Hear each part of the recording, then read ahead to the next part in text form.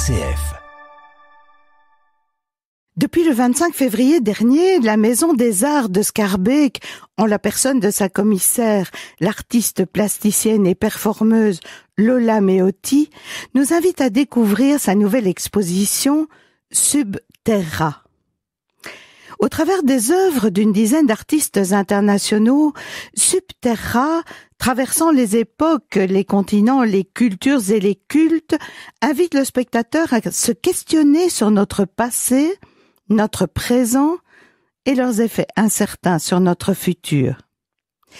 Les hommes ont malmené les entrailles de la terre, utilisant à outrance son potentiel et utilisant également ses semblables dans son exploitation. Dès mon entrée dans la première salle d'exposition, 2 statues en terre cuite retiennent mon attention. La femme aux grenouilles et la jeune fille vierge, 2 splendides créations de l'artiste sénégalaise Seyni Awa Camara, qui donnent vie à des histoires culturellement transmises, à des rêves, à des sentiments, en travaillant la terre, sa terre, de manière révélée et traditionnelle. Dans la grande salle à manger, une table somptueusement dressée de vaisselle blanche vous invite à participer à un merveilleux banquet. En apparence seulement. Car dès que le spectateur s'approche, il commence à remarquer l'insolite. Les assiettes ont déjà été utilisées, il ne reste que les reliefs d'un festin.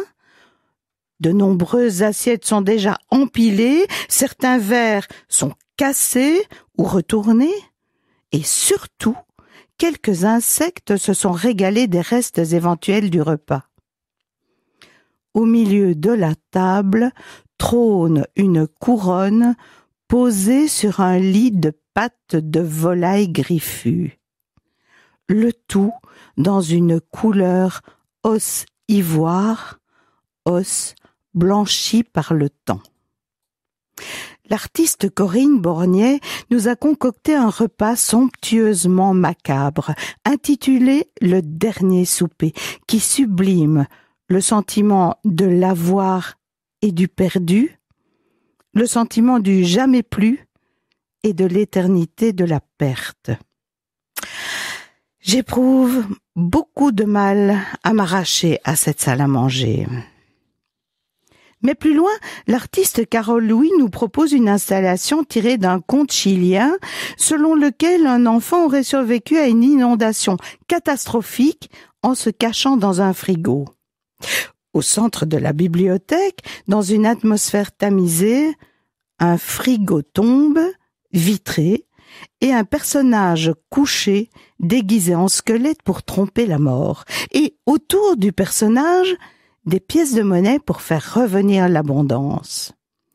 Tout autour du frigo sont disposés sur et à côté des étagères de la bibliothèque des objets du quotidien, des bouteilles et des canettes enrobées de grains de sable colorés. Ce sont des boissons pour permettre la survie du personnage. Plus loin encore, l'artiste Tatiana Baume nous présente un splendide secrétaire à abattant en acajou et citronnier, devenu un reliquaire après que la face et les flancs d'acajou aient été gravés et dorés des dessins de Théodore de Brie, qui, au XVIe siècle, a représenté la rencontre des conquistadors avec les peuples du Nouveau Monde, l'asservissement de ces populations et les tortures qui leur ont été infligées pour satisfaire leur soif d'or et d'argent. Tatiana Baume a pour sa part revisité l'intérieur du reliquaire en remplaçant les faces de 7 tiroirs par des plaques de verre gravées des scènes de torture, rehaussées de peintures sanguines et dorées à la feuille. 2 autres plaques sont peintes avec une couleur qui contient du bleu de cobalt, de la malachite, de l'étain, du noir d'ivoire et du lapis lazuli. 2 autres grandes plaques verticales en cuivre oxydé et 2 plaques en acier oxydé complète le panel des matériaux extraits des entrailles de la terre au prix des souffrances humaines et de l'appauvrissement des sols. Au-dessus de nos têtes se balance un lustre. Mais un lustre spécial, un lustre bandeau, blanc, bordé de brun. Cette structure est faite de fils barbelés contraints.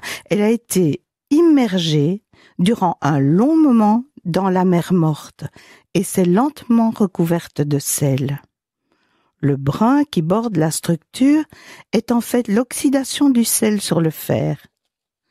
Cette œuvre, créée par l'artiste israélienne Sigalit Landau, est à la fois superbe et pétrie de symboles relatifs à l'histoire avec un grand H, à la lente disparition de la mer morte et à la vie et aux espoirs de l'artiste. Impossible dans ma petite chronique d'évoquer chacun des artistes collaborant à cette exposition, mais tous sont étonnants et nous interpellent. Je vous propose de venir les découvrir à la Maison des Arts de Schaerbeek.